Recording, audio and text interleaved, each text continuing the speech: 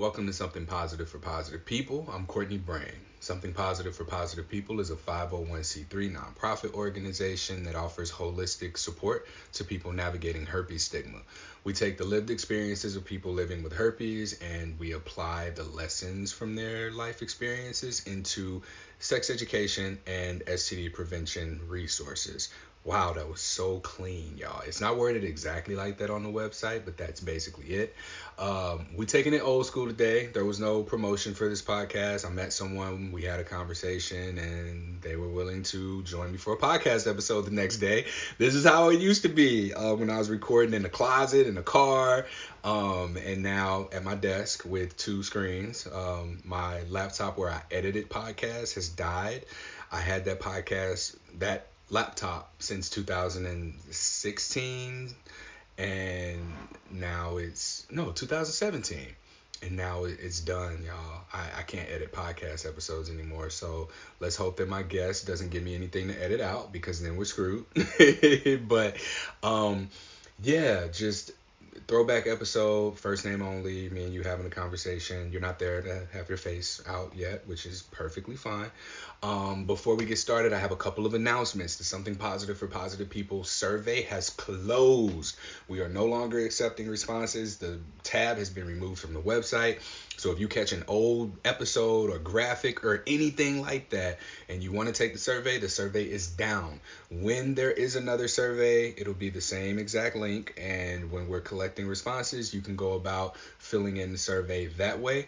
But if you want to see what the results were soon, please attend the virtual conference. It is May 23rd, 2024. This is a Thursday from 10 a.m. to 4 p.m. Central Time. All right. This is something that you'll be able to listen in on. You'll be able to sit in on and watch the entirety of it. I have Dr. Eveline Molina-Dacker, who is a family physician who is going to be presenting on stigma in healthcare. We have Nikita Fernandez, who is a sex therapist of color, and she's kinky, queer, non-monogamous, and she speaks about that. We're going to actually have a podcast recording next week. Visit the events tab on the website in order to RSVP so that you can attend and ask questions. But she's going to be speaking about the intersection of sexual health and mental health. I myself will be tying things in together and presenting our intervention program to healthcare professionals so that we can work with them moving forward and minimize stigma in the healthcare setting. And then the keynote is going to be the principal investigator of the survey. Her name is Megan, and Megan is going to perform a data analysis and share with us the information. We are going to be giving away graphics and infographics, I guess we call them, that share about disclosure, some of the statistics from the survey, something that can be shared with healthcare providers, as well as something for people who might not have herpes but perhaps have been disclosed to. We're looking for a sponsor for that. If there's anybody who's interested in having their logo and information attached to said survey results, that's going to be something that's going to circulate tremendously. So if y'all want that, hit me up so we can get your logo on there. And you can also support the Something Positive for Positive People community. Special announcement, I got into yoga therapy school. Yay. I got approved and accepted. We're waiting to hear back about scholarships. And then over the summer, I'm going to be spending time in St. Louis, home with family, because if I'm entering yoga therapy school, I'm going to be putting a lot of time into that rather than working. So I am exclusively running Something Positive for Positive People as of the summer of this year. And some of the things that I'm doing, if you've been paying attention to the events tab and the newsletter, which please, y'all, if you have not signed up for the newsletter, please give me your email address and tell me you want to be on the newsletter. I make very condensed, concise information about updates for Something Positive for Positive People. This includes events. I am working my butt off to get more in-person events on a regular basis. We have something coming up June 5th in New York City, where there will be a panel discussion in regards to healthcare and stigma in healthcare, specifically related to herpes. I anticipate people coming out and showing up for that. New York always has shown up for me. The East Coast in general has always shown up for these in-person things generally. And I'm working on doing something. I'm actually headed out there this Saturday. So today is February 6th. I'm recording. This will release on Thursday. So it'll be the 8th. Yes. Um, and I'll be out there on February 10th. And I'll be staying out there through early March, working on networking, connecting with people locally in the community, and sort of building the base for me to be able to move out there this fall and have like a stable community. I've moved before. I moved for a girl. I didn't move for a job. I moved for something positive for positive people. I moved again for something positive for positive people. And then I moved to make money. And now it feels like this is a move that's for me and my pursuit of community and relationship and these healthy things that are for once for Courtney, and I'm being guided in the right direction because of like very positive and supportive things are happening for me in the process. Monday nights yoga class. It's a support group, but it's yoga. If you want to talk, like schedule a one-on-one call, but we're not doing the thing where people show up to a support group because they have a thing to say. They come, they dump their things, they ask people questions, there's emotional labor done, and then we never see those people again. So you have to become a member in order to have access to the weekly yoga, restorative yoga meditation, yin style, that is supported to people navigating their herpes diagnosis and stigma. All right. So those are all the announcements. If I missed anything, I'll probably mention it in the next episode, or you'll just see it in the newsletter, which goes out monthly. It is only a monthly newsletter, y'all. Y'all can do one email a month, y'all. Please give me that. Give me that. All right. As always, we're taking donations. Where members are coming and going. I mean, that's just the nature of herpes stigma work, I guess. We have people who come, become members, and then they go and aren't members anymore. But as long as people are coming and getting what it is that they need and can go on about their business, like, that's fine. So without further ado, I'll go ahead and get into this episode. I was hoping to keep that under 4 minutes, but here we are at 7. I am going to let my guest go ahead and introduce herself, and then we'll get the podcast going. So it's on you. No pressure. Hi. Yeah, so I'm Casey.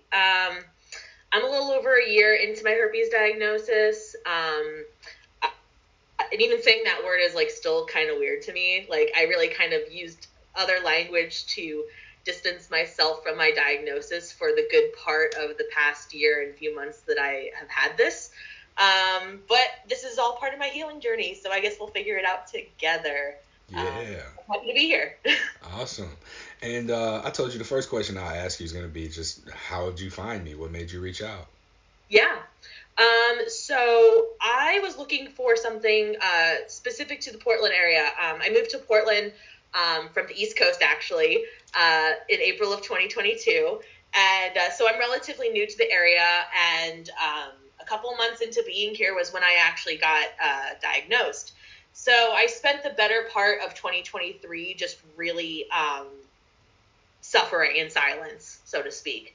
And then the past month, I just was like, I need to try this again, because last year I was really involved with some doctors and naturopaths that unfortunately didn't really do great things for me. So I had to kind of take a break from that. And once I was kind of ready to start looking for something again, I decided to look as local as I could. And thankfully I found you. Because so many of the things that you stand for and what the organization stands for are things that I really resonate with and communities that I have been a part of. So it kind of just felt like a really good chance to take the leap. I definitely did a lot of research before deciding to give you my information because, I'm so new to this that I can't even imagine what bad things happen to people whose data gets in the wrong hands. I'm in tech, so I do know that. But yeah, so I just was really happy to find you, and being a former yoga teacher myself, I just kind of seemed like everything aligned. No pun intended. Yeah, that was good. That was good. Yeah. You said you saw a naturopath. What did that look like for you? Yeah, so I have been chronically ill / dealing with mental health since I was very young. I've been in therapy and mental health care since I was a child, even before adolescence. So I'm no stranger to that process. And before moving to Portland, I was really, really depressed. I had some things going on in my personal life. I'm from Philadelphia, so it was just a lot of emotional baggage, and I was ready for a change. And so I started setting myself up, like, especially like to lose a lot of weight since I gained during the pandemic and getting my master's degree and all this stuff, being in the working world, working from home. So I was looking for a naturopath to help me deal with a couple of things. And then now that you throw herpes into the mix, that's just another thing that I have to deal with. So I found a naturopath, was able to see her pretty quickly. And at first I was just astounded by the kind of care that I was getting. She was very involved. Our first meeting, I think, was like an hour and a half. So she really seemed to invest time in me. She started me on valacyclovir and started me on a couple of other medications to kind of deal with things. And then she decided to put me on a weight loss program. And these weight loss things that she tried with me, it was kind of like, I was kind of her patient zero. She was giving me injections. She was trying new mental health medications. She took me away from my psychiatrist. And it got to the point where, like, I was having, I have genital HSV1, so I was under the impression, based on some things, that it wouldn't happen to me, quote unquote, as frequently. Turns out that is not the case. I have been having significant, frequent outbreaks since my diagnosis. And just seeing this naturopath getting weighed every week, trying different medications on and off, getting injected, and having her actually give me wrong doses, it actually led me to firing her because I was so stressed out and I had invested so much personal out-of-pocket money in this and nothing better. So I kind of took a step away from that and, found a couple months of trying to just reset doing what I know how to do, and then kind of coming back to looking for longer-term herpes care. So that's where I ended up. So she injected you with it. So how old was this naturopath? Like, how long was she practicing? I think like 5 years. Oh. She's licensed. She has a business name. After I quote unquote fired her, so to speak, I actually did find a scary review that someone had left, but most of her online presence is actually pretty censored. I also found her Facebook page where she was posting like science articles that are from very uncredited sources. So I quite literally felt like she was playing with my life. So on top of having like a new herpes diagnosis, which was basically one of my biggest fears for my entire life before I got it, that I'm also dealing with a mental health crisis and not being able to go to work. I have to work from home and deal with physical symptoms of all of my disorders and stuff. So I don't really feel like I got anywhere with it, and it just kind of left me feeling really sad because I'm coming to doctors for help and trusting them with vital information and personal confidential information, and it just didn't feel like she was qualified to actually put me in the right direction of where I needed to go for not just herpes, but other things that I have that probably should have been in this care of a specialist rather than a general naturopath. Okay. Wow. All right. So you go through this and you have very not pleasant experiences. Are you still having the high frequency of outbreaks? Yeah. So last year was pretty stressful. On top of all of this, I have a pretty high responsibility role at work. And so I had some really big projects that I was working on pretty much alone. I also moved a couple of times due to bad living situations. And also something I should mention, this is related to my story, but I am living with the partner who gave me herpes. I contracted it 2 months into our relationship. So there's been a lot of just kind of getting used to different facets of both my personal life, living across the country, having work responsibilities, dealing with my physical and mental health, but also coming to terms with forgiveness and understanding with a partner who can't really relate to what I'm going through. So there's just a lot that's kind of mixed in with that. Are y'all in the relationship? Yes. Okay. Yeah. Woo.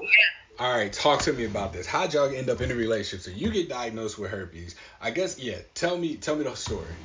Yeah, this is the story. So, and forgive me, I will try to make this as neutral as possible, not gross or anything, but I think that there's Just don't also, say names, no names, and we're good. absolutely, of course not. And my partner's also completely fine with me doing this. I ran this by him, and he consents. It's my story to tell. So essentially, we started dating, and essentially moved in together very quickly. Like we kind of U-hauled it, as we call it.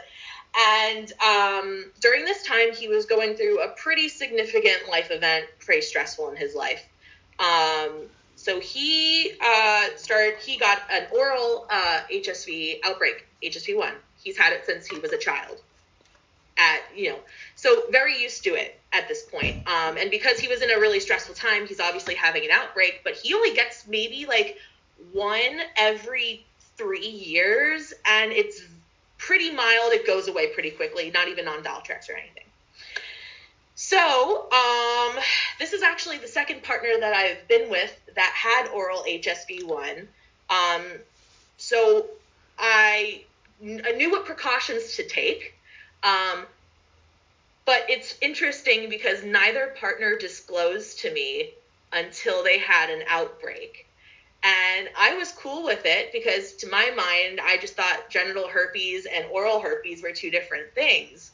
So I was like, this isn't a problem. We'll be fine. I've dated someone with this before. No big deal.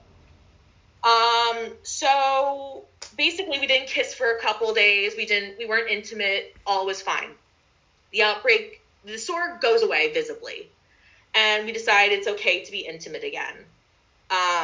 His mouth didn't even touch me when I contracted herpes. He licked his finger and then touched me. And then I started getting an outbreak, my primary outbreak, 2 days later. And this is 2 months into us dating / living together.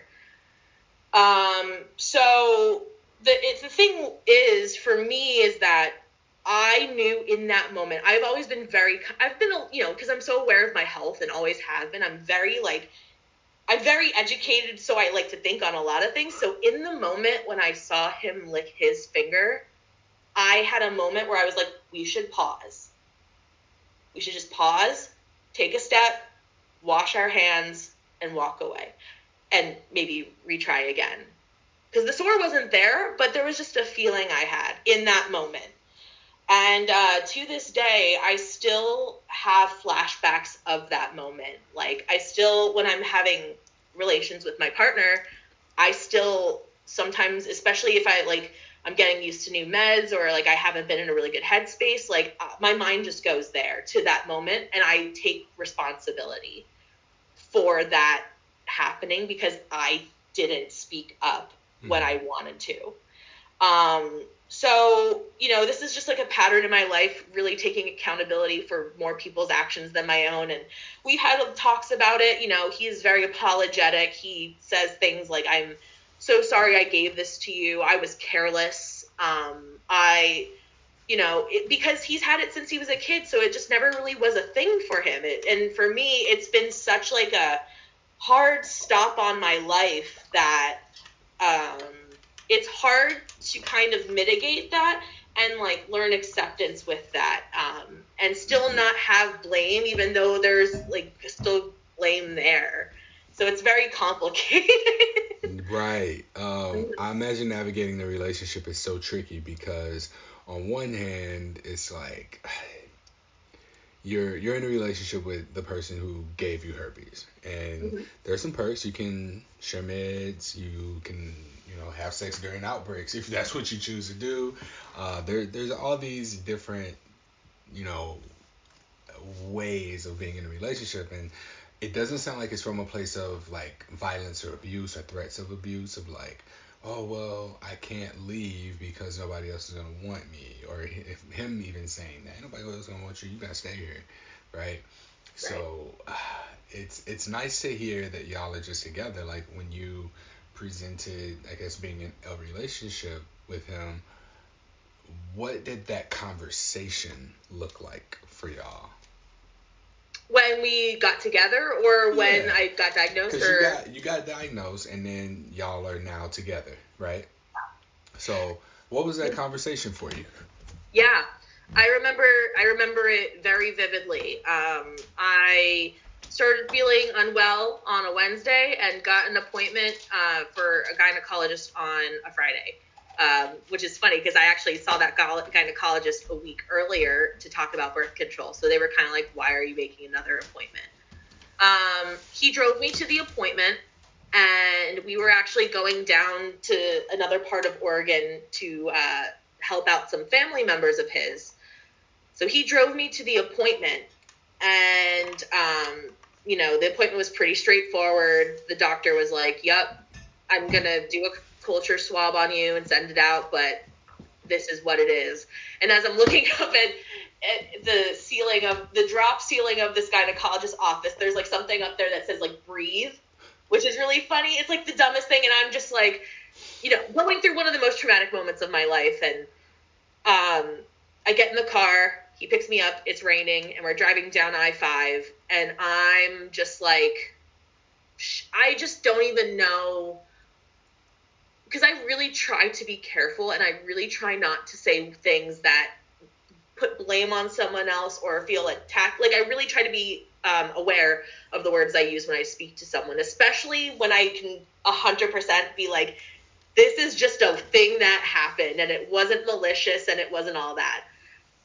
But I do remember, like, we were 2 months into our relationship, and I was like, what if we don't make it? Like, how am I going to navigate this in the future? And me knowing how I got it, like, it's like you can't even explain that to someone without going into detail. And at that point, it's like, do you even want to get that, personal about it?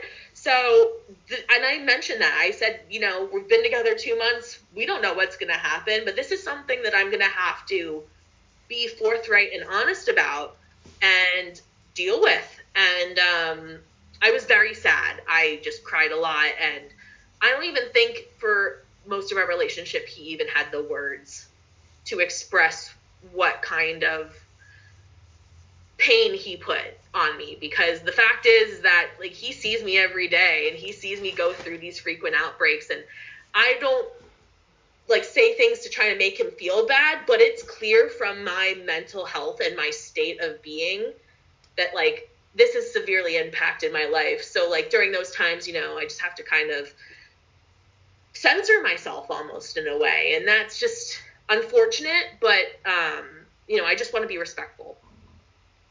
Excuse me. Yeah. In this relationship, do you feel it sounds, like y'all both care about each other, and that herpes, I guess, may or may not come up? How often do you talk about it with your partner? Well, the funny thing too is that my cat, 11-year-old cat, she was diagnosed with feline herpes when she was 3. So I've kind of started to make some lightness of it. Like, this is a herpes household. We'll be in Fred Meyer shopping, and I'll see a vase that has like a bunch of little bumps on it. I'm like, should we get that for our house? Like, there's kind of a little bit of joking there now. But it really is interesting, like, when we're watching television, especially because, like, we've been on this, like, mid-2000s TV kick. We're watching, like, all the weird teen soaps, like Degrassi and, like, Secret Life and all that weird stuff from, like, the mid-2000s. And herpes comes up a lot.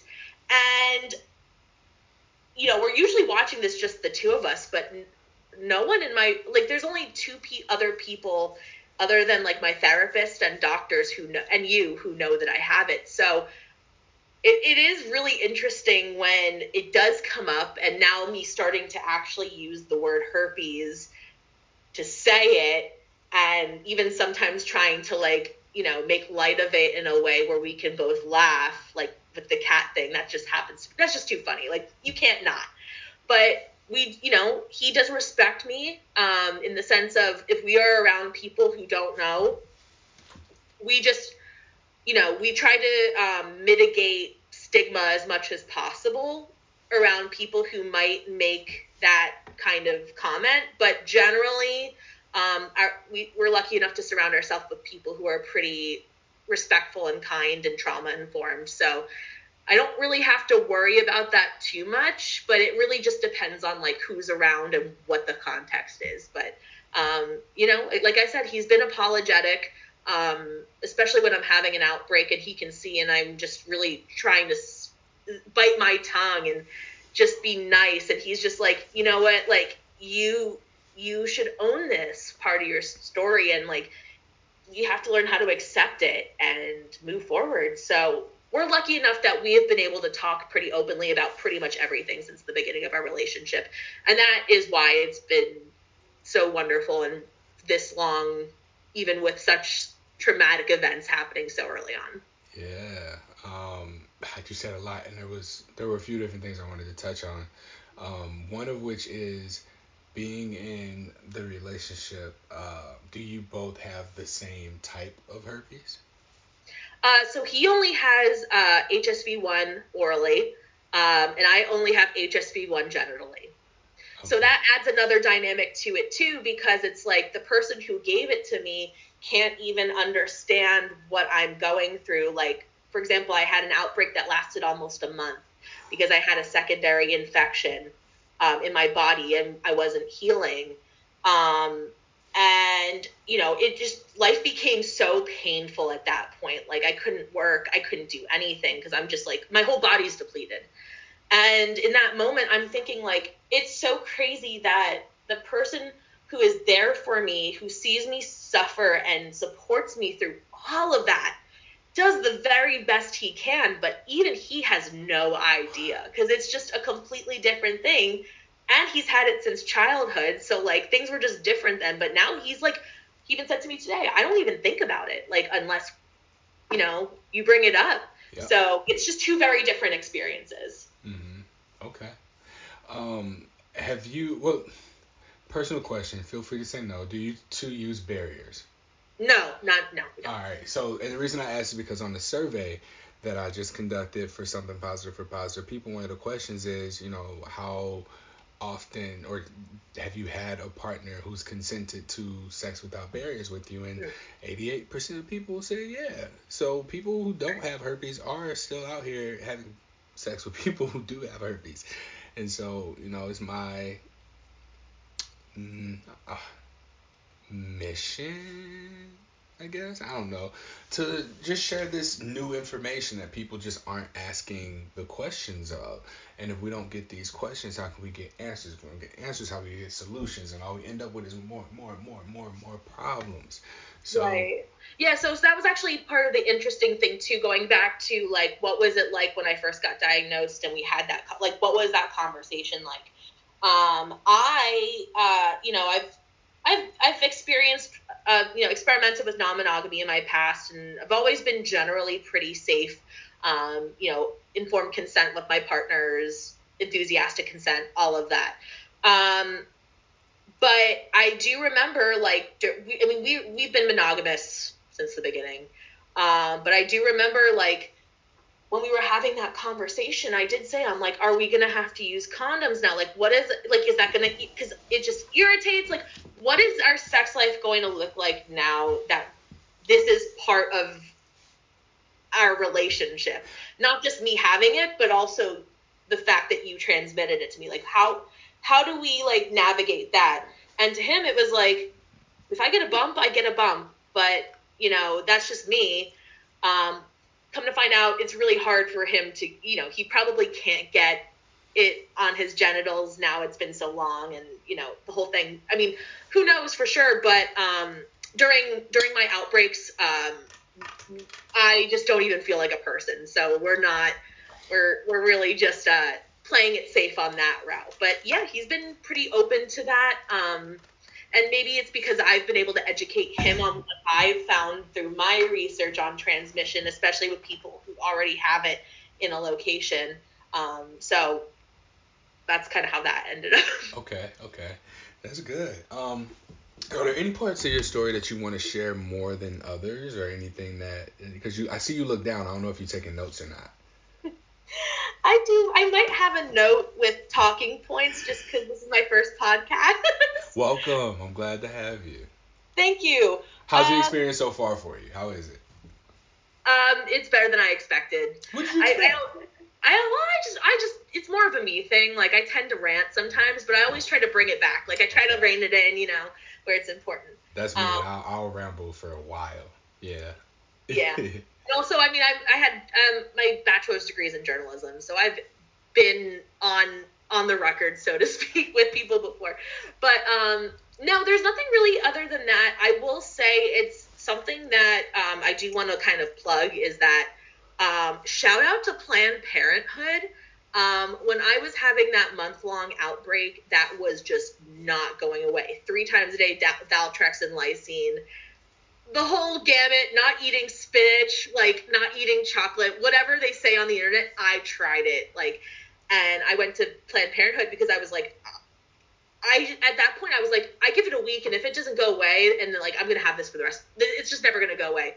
And the woman at Planned Parenthood, the doctor, she called me a medical marvel because she had never heard of this before, especially, like, with my resistance to antivirals and how that just has not really reduced my frequency of outbreaks. But I went there because I've gone to Planned Parenthood for most of my life. They are so inclusive, so safe. I've been a donor for many years, and I just want to shout them out as, like, that is the place where now I've gone there for my primary health care in the past, but really, like, in that moment when I was feeling so low and so terrified of not knowing how long it was going to be until this would end, they really gave me comfort and were super helpful and kind. And I just recommend that I just say that they're there as a resource, and that, as long as we have them around, I use them because they are there for us. Okay. Well, thank you for that. Let's see. I now hearing your story and knowing that, how has the relationship changed between not having herpes and then having herpes? Like, what are some of the more significant changes in the relationship? I think it's just there was a point where I was having an outbreak, and it was like the first outbreak that I had where it didn't, like, tear my world apart. And I remember just sitting in my old apartment with my partner and just kind of, like, crying a little bit, but nothing, like, too crazy. I was like, so what is this supposed to teach me? Like, I've had mental health struggles. They taught me how to be empathetic. I've had chronic pain issues and various surgeries. That's taught me how to be inclusive. What is herpes supposed to teach me? Like, what is I don't believe in a higher power, so to speak, but, like, what is the universal lesson that I'm supposed to gain from this experience? Like, he said acceptance. Learn acceptance. And at that moment, I was kind of like, oh, that puts a lot of things into perspective for me. Not even just herpes, but, like, my whole identity, things that I'm insecure about in my life, my personality or my chronic illnesses or my performance, whatever it is, it's just, like, acceptance and learning how to, like, just be kind to myself. My therapist has been doing a really good job of kind of, like, guiding me towards, like, the healing the inner child work, so to speak. But really, it's, like, a lot of, like, changing self-talk.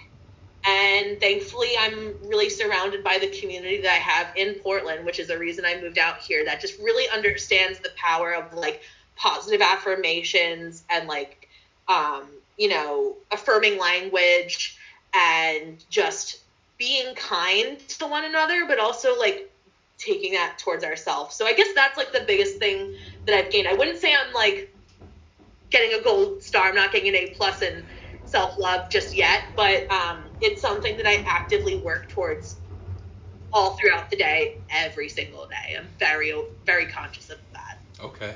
Our episode right before this was about a Christian woman who she got diagnosed with herpes. So it's funny you were like, I don't believe in a higher power, and I just did this whole episode with someone who does. But the interesting takeaway from her conversation was that she didn't, like, run away from her faith, so to speak. Like, I think a lot of people I talk to, they think God's punishing them, and they think that they need to just avoid everything. But in her case, like, it wasn't a punishment. This was like, oh, dang, I let down God. And metaphorically, that being whatever your faith is, what you believe in, or yourself. So even though she might use the term God, as you listen even here, like, apply this to your belief system, apply it to your religious or spiritual preferences, and know that when you come through any situation, that you are going to be okay, right? And that there's always going to be something that you can learn from or take from the situation. Yeah, it's funny because my partner kind of tells me, okay, because I'm queer, I'm non-binary, I'm Jewish, I am woman presenting. Wait. I don't know that I knew that you were non-binary. So Probably not. in No. the event that I said, I don't think I've called you anything. I use they and she pronouns. It's totally fine. Okay. All right. Yeah, no worries about it. But like I do. It's through this relationship, and I have herpes. So through all of these like communities and these micro communities and the intersectionality between them, I've learned like it's funny because my partner will be like, you are truly God's chosen people. Like, God does give his strongest battles to his strongest soldiers or something like that. And like, we kind of joke about it, but there is a lot of truth in the fact of like, I also like listened to the podcast about herpes as a life sentence, and that really spoke to me too. It's like, I can't get rid of this. I can't change a lot of things about me, but... Oh, wait, is that how that came across? So I was trying to be, the way that the person said it, right? Mm-hmm. Herpes isn't a death sentence. Right. Like, it doesn't mean you're going to die. It's a life sentence, meaning that you're going to live ... with herpes. Did that come across? Right. Yeah, exactly. All right. Yes. We're 100%. I'm saying it spoke to me in that exact same way. So okay. You were totally great. So yeah, again, it's just like the acceptance thing, and trying to take something positive from the experience, just so like I can deal with it, and that's just on me, like learning how to deal with my thing. But that's kind of where the acceptance kind of comes from, and just kind of like understanding that like my experience is valid and I'm valuable and I'm important to the people in my life, and this doesn't change that. This is just kind of like another like scar on my body. I'm covered in tattoos, and it's just another one of those things that is part of my story that tells like a fuller picture of like who I am. Yeah, thank you for that. I love that. And it speaks to like listening to these podcast episodes. It always amazes me that people get something out of it. I tell people there's no two stories that are the exact same. They might express themselves differently, and it may take hearing something a particular way before it really does resonate with you. So you heard herpes is a life sentence, and that challenged what you thought about it. And you've got tattoos, and you're like, well, herpes is just another scar. Like, that's what tattoos are. Tattoos are scars, right? Mm-hmm. And they're just painted, right? So we ain't painting our herpes, y'all. Please don't get an outbreak and paint it. Like, no, don't do that. You can take a picture and then like crop it and Photoshop it, but I do not suggest that you paint your genitals, all right? No. Not FDA approved yet. No, not yet, right? A lot of stuff is FDA approved that shouldn't be, but we ain't gonna have that conversation. We're not gonna talk about that. Well, that's a discussion for a whole other time. Yeah. Well, you mentioned a couple of identifiers about yourself. So who else is Casey aside from their diagnosis? Yeah. Oh, you don't know who you are aside from those things, huh? It's funny because like when I think about it, like the first thing that came to mind was jumping to something like, I don't even want to say a negative attribute about myself, but something that pains me, like I am really, really like a chronic worrier. I have real bad anxiety. As Megan Thee Stallion said, bad bitches have bad days too, and I identify. But like, I think what that's done is like really allowed me to create like as many safe spaces as I can, for all people, and I really like take extra care in like who I allow in my circle, because like at this point it's like I've got so many things that people can yell at me for. It's like there are people who have even crazier things going on, so like I just want to be like an all-inclusive safe space, but also like really represent my interests. I'm currently in the process of certifying my backyard to be a backyard habitat. I'm very much an environmental stewardship person. Did my grad school thesis on community gardens, which is why I moved to Portland. I was gonna say Portland is where you need to be. Yeah. I'm also a pool shark. I love shooting pool. And you're in Portland? Yeah. Yeah, we should play pool. I like playing pool too. Like if you're down for that, like let's get together. We can play pool. Bring your partner, and I mean, I have a custom queue. I am always. So March 9th, I have a live podcast recording. You're gonna be there. I think you got a ticket virtually. Did you get the virtual ticket? Yeah. You don't want to come in person? No, did I do? Oh no, it should be in person. Okay, cool. All right. Yeah. So there were two ticket options. In my calendar, I'm there. All right, great. So I've got two ticket options. One is for in person. One is for virtual. And I think that might have been it. But I'm learning how to like play around with the functionality so that it's easier to navigate. But yeah, if y'all come, and the next thing that we can do after, we can go to this dive bar that's not too far from me, and then we can go and play some pool if the pool table's open. But yeah, I love playing pool and like just doing little stuff and hanging out and kicking it and having community. And again, that's why. Yeah, no, I would love to. I'm always looking for pool partners. Like I'm trying to do some doubles tournaments. Let's go. Oh no, I ain't that good. Okay. I miss shots, so I'll make shots that like, you're like, oh, okay, that's a good shot. But then the ones that I should definitely make, like where the ball's on the other side of the pool table, I'll miss those easy ones, like if it's straight, because I mix up in my brain how to, like where on the cue ball to hit. Yeah. I do that all the time. Like I got the pressure down. It's just what's the spin? If I spin it this way. You put the right amount of sauce on it, but it's not the spin. Yeah. I put the wrong sauce on it. I put the ranch on there when it should be like Italian or something. But no, it's okay. I lose all my pool games. I'm a pool shark. I'll make it to the 8-ball and then I'll scratch on the 8-ball. So but yeah, no, I mean I love being around a campfire. I'm working on like putting my backyard habitat together so I can like have a bonfire out there. I just purchased my first home with my partner back in September, which was always a goal of mine, to move out to the Pacific Northwest and own land and be able to turn it into something productive for the environment, because this isn't really my land anyway, so I want to do my best to kind of restore it. And then in my, the thing I get paid to do is to design websites. I have a master's degree in user experience design. Like I said, I designed an app for community gardens for my thesis, and I currently work for an environmental software company that does GIS mapping. So I am the lead designer, and I design all their websites, hence all the stress last year. And I kind of just try to survive, and I like to bake bread sometimes. That's what I do. That's who Casey is.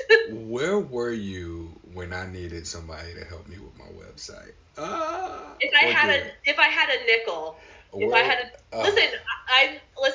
I'm always down to talk tech and user experience. I'm all about accessibility, inclusivity, making things look really nice and pretty. Ooh. And I have an idea. So you mentioned app development. People have reached out to me, but I just don't believe them. I don't think they're serious, and I don't trust them or know them.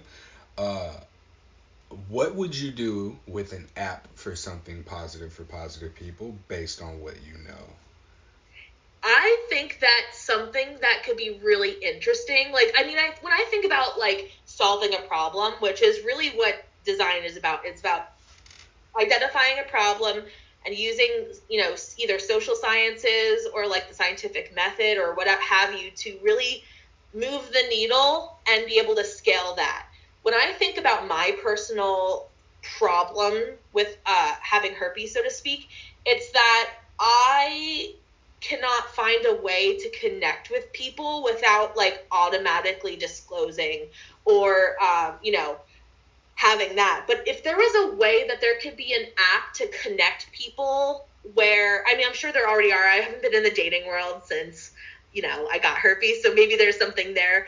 But, having a way to kind of like be able to participate in a community, and be able to like share lighthearted things, kind of just like a community message board or a messaging system. I signed up for one of your resources to get a buddy. That is also really great. But being able to kind of like own the ability to disclose, and the ability to, remain private, just kind of like be able to like kind of come out of your cocoon, so to speak, at your own space, but have a space to do that with people you might not find, because you can't knock on, you can, but I'm not going to knock on the doors of my neighborhood. Hey, do you have herpes? Can you be my friend? You might have herpes. Do you want to be my friend because of that? Like, getting people together for like a similar purpose and being able to let things organically develop there. And then also just like having like data tracking can be a tough subject, but for things like something positive, it might be really good to have something where it's like codified and you can build and scale upon it and get people involved. And there's just so many things you can do with a good user experience to help the small communities that really need it the most. All right, listen, if y'all like that, let me know. I got to ask you one more question. When you got diagnosed with herpes, did that make you stop being non-monogamous and settle down with your partner, yes or no? No, I was non-monogamous when I lived in Philadelphia. Okay. I was experimenting with non-monogamy when I moved to Portland, but then through a couple of experiences, I realized it's not fair to me and it's not fair to them, and I'm going to kind of close myself off from those connections and just work towards finding the relationship or, surrounding myself romantically with people who are more in line with what I'm looking for romantically. So can we speak a little bit more about that? And then I want to talk to you about the app. Maybe that's like a off camera or off recording conversation. I have an open book. Let's go. No, the app part, the app. Like that might be for later. I don't think anybody wants to hear business conversations, but I'm having quite a unique experience where I'm in a relationship with someone, and what is happening is I've compared what being in this relationship is compared to what I thought were other relationships as well. And in comparing those, like, I've not been able to identify or like not label, but I might call someone a partner, but they may not call me a partner, if that makes sense, right? Yeah. And I've been looking at that, and I'm like, even with other potential partners that I've had or have, I've felt like it's been a little bit more difficult to be present with the idea of being with somebody else when I have what feels to me like the relationship that I want. And you just speaking to that made me think about that, because I've kind of wanted to talk to somebody about that, and it's a little bit of a weird thing because you're in Portland too, and a lot of people in Portland are non-monogamous, right? And what I found is, like, if I'm not having sex with a person, when sex comes off the table, it's like the relationship's like off the table now. And I don't know if that's been a similar experience as you, but I'd like for you to speak a little bit more to the relationships, the relationship thing. Yeah. So even when I mean, in my current relationship, we refer to each other as partners, just out of respect for me and my identity. And also he says it just is better than boyfriend, girlfriend, like, to each their own, not our thing. But there was a point in my life, like especially like when I was non-monogamous, and I was actually having the very similar conversation of like referring to someone as as a partner, not even my partner, because I think the possessive adjective adds a little bit of context to people that not everyone is ready to kind of do. But I think like just there were so many people who were my partners, like partners, but that's just a me thing, like my partner in friendship or my partner romantically, my partner sexually, or a partner that I have sexual conversations with, but we don't have intercourse. Like there are just so many ways to define that I think it just comes down to like being straight up with people. Like something also I haven't talked about, but it was a part of what I was going to say with all this, is that I like moving to Portland and putting myself in that situation and being in this relationship, I made a very conscious, direct effort to stop censoring myself. Obviously be respectful and be aware and trauma informed of like the space you take up. But I'm if I have a question I want to ask somebody, I'm just gonna ask them. And what I found, and I think this is probably similar for a lot of people who share this diagnosis, is like that's just how I operate. I'm not good at small talk. I'm not good at beating around the bush. So it's like if someone can't hang with that, our relationship's just gonna be a little different. I'm probably gonna pull back a little bit just because I don't really know how to be in those superficial conversations all the time, and not get to know each other on that deeper level. So I think it just comes down to like talking to people. Like, hey, like, how do you view relationships? Like, what kind of things feel comfortable or uncomfortable to you? And you might be surprised because, like, when I explained my definition of a partner to partners before, they were like, we are partners. And I'm like, yeah, we're kind of redefining what that means for us. Like, there's no official rule book for that. So I think it just comes down to, like, being open and honest and respectful, and like coming from the perspective of what do you have to say about that? Like, where can we kind of compare and contrast our ideas and then redefine what that means in the context of us together? Yeah. There's like what I'm hearing a little bit is that non-monogamy made you monogamous. Oh, well, the long story short is that the reason I'm even out here in the first place is because I was in love with someone and we were monogamous. We broke up, then we became non-monogamous, and then he said, I'm going on the Appalachian Trail when your lease expires and you can't come with me. And I said, well, then I'm going to move to Portland. And so I do have a little bit of trauma with that. But then when I did come into Portland and kind of tried it out, I just kind of felt myself wanting something different. It, like, maybe I was a little jaded from that past and that weird ass relationship of not going on the Appalachian Trail, which thankfully I didn't do, and I'm here now. He never finished the trail, so, all power to him. But, it just kind of fell naturally into my lap where, like, I was advocating more for myself and be like, this is what I want, this is how I feel. And when I was, like, really listening to how I felt in my body when I thought certain things, that kind of was the affirmation I needed to give myself. Like, okay, this feels right. Like, kind of like with pronouns or anything. It's like, that just keep going with that. Yeah. All right. Well, thank you for going there with me. All right. My life is not boring at all. Trust me. No, that's good. I see that we kind of live in what you've described kind of validates this, like this sex avoidant, dating avoidant society in a way, because you said it when you said a partner versus my partner, right? A partner has a significantly lower value than my partner does, or my insert boyfriend, girlfriend, them friend, right? Mm-hmm. And when I noticed for myself, when I started to tell people that I was sleeping with that I have a girlfriend, there were very few people who were genuinely excited for me. And other people were like, wait, girlfriend, or wait, I know you have other partners, that's not a big deal. And then when I used girlfriend, they were like, oh, there was like a change in demeanor, so to speak. Yeah.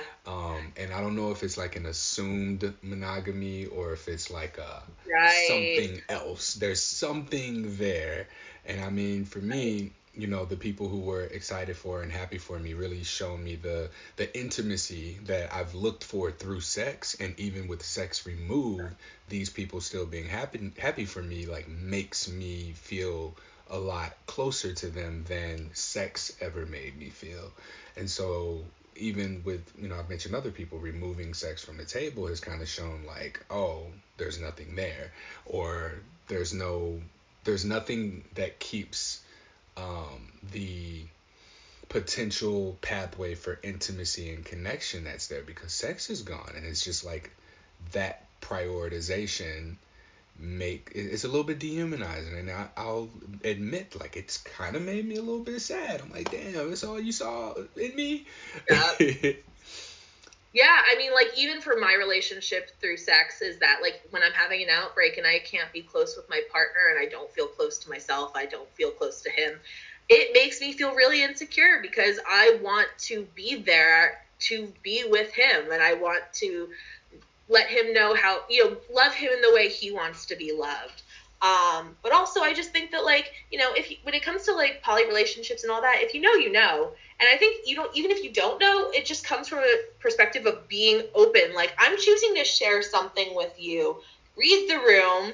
And clearly, I have a girlfriend. So that girlfriend's, I'm telling you, and this is the way I'm talking about it, like, that girlfriend is okay with me being here. Like, so it's just about, like, surrounding yourself with people who are genuinely there to, like, develop a relationship with another person and be interested and have that go two ways, rather than, like, this is how I'm reacting to you telling me something about your life, and I'm taking that a certain way, and I'm building up a wall for that. Like, come on. Like, it's just something that I think takes time to get over and kind of get past, and it's probably a work in progress for so many people for the rest of their lives, and just kind of battling that stigma and those preconceived thoughts in their mind, and just kind of learning how to, like, examine that, work through it, and then make a conscious effort to do something different if you didn't like it before. It's kind of how me and my partner talk to each other. Like, we come from a lot of relationship trauma, but, like, we make an active effort to, like, really right our wrongs. And sometimes we fall back into trauma responses, and that's okay, but we talk about that when it happens, and we try to be as, like, present as possible. And that's just what's made all of this stuff and all of the hard stuff just be part of it. Like, we think about it and we're just like, we're just so happy to be together, even though, like, nothing has been ideal since the beginning, but, like, we're just so in love. And I think that comes from just, like, the fact that we're able to be open and honest with each other. All right. We're gonna wrap up here. Is there anything else that you want to leave us with? I want you to stay on after I finish the outro so we can talk about this app, because now I'm curious. Yeah. No, I will say, I am anonymous right now. But my story is pretty, like, if you know me and you're listening to this, like, you know me, and feel free to reach out if you do. Because I'm assuming if you're on this app, you're either an ally or you're part of the community yourself. And in that sense, like, you're here for the right reason, so to speak. So, if you know me, you know me. And if not, good luck. Thank you for saying that. So many people think that someone's going to find them on this podcast, and like it takes a very specific type of person to find and listen to this podcast. So I'm glad you said that. For me, it was Googling herpes support group in Portland. Oh, you found me that way? All right. Shout out to Corey, my SEO guy. All right. Okay. I can help you with that. We'll talk. All right, so that concludes this episode of Something Positive for Positive People. Please like, rate, review, share, subscribe to this podcast, and donate to the nonprofit. We're nonprofit. Like, all of this stuff that we do, some people donate for, some people use the services and don't donate. Some people say they'll donate and then they don't donate. Some people give opportunities, and those opportunities make up for the not donations that we get or don't get. We have the yoga cohort that's beginning in March. If you have not already, please register as soon as possible. When you are listening to this episode, when you hear this, go to spfpp.org/yoga, fill out the registration form, and then also subscribe to be a monthly member so that you get access to the live schedule for the yoga classes, as well as the recordings if you can't make it live. This is something that is being offered exclusively to members, so please go ahead, get up with us. This will be roughly 2 yoga classes a week, maybe 3 some weeks, but the times are going to be centered around what people put in the registration form, so that we can keep it with an active schedule that if you want to attend live, you can work around in order to be there. Visit the events tab for more details about upcoming events. New York, I'll see y'all in the fall. Well, I'll see y'all a few times before then too, but permanently in the fall. So if y'all know somebody subleasing or where I can get away with like some lower cost rent, that would be beautiful, especially because this is what I'm doing now. I'm only doing something positive for positive people. I'm not updating my resume. I'm not looking for any more part-time jobs. Like, I'm fully invested in this, and I'm riding until the wheels fall off. So if that does happen, I might need to come stay with one of y'all, and then I can take a different direction. But I feel very compelled to stay on this road, and y'all are very validating and assuring and affirming that this is the road that I'm supposed to be on. Till next time.